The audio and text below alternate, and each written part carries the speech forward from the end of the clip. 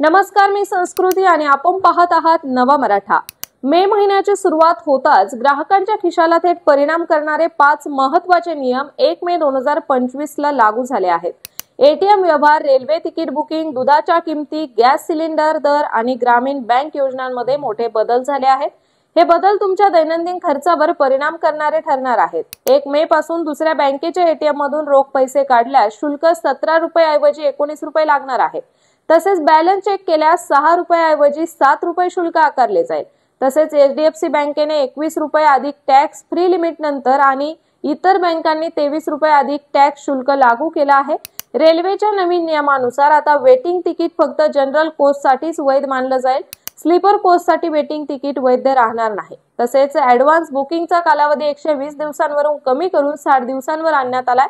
याशिवाय 1 मे पासून उत्तर प्रदेश, आंध्र प्रदेश, गुजरात, मध्य प्रदेश यासह 11 राज्यांमध्ये ग्रामीण बँकांचे एकत्रीकरण होणार आहे। वन स्टेट वन आरआरबी या योजनेतून ग्रामीण बँकिंग सेवा अधिक प्रभावी होणार आहे।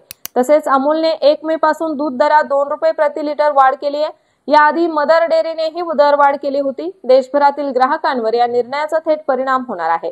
19 किलोच्या व्यावसायिक गॅस सिलेंडरची किंमत काही प्रमाणात घसरली आहे। दरम्यान घरगुती 14.2 किलो गॅस सिलेंडरच्या किमतीत मात्र कोणताही बदल झालेला नाही। तर अशाच माहितीपूर्ण बातम्यांसाठी चॅनलला सबस्क्राइब नक्की करा।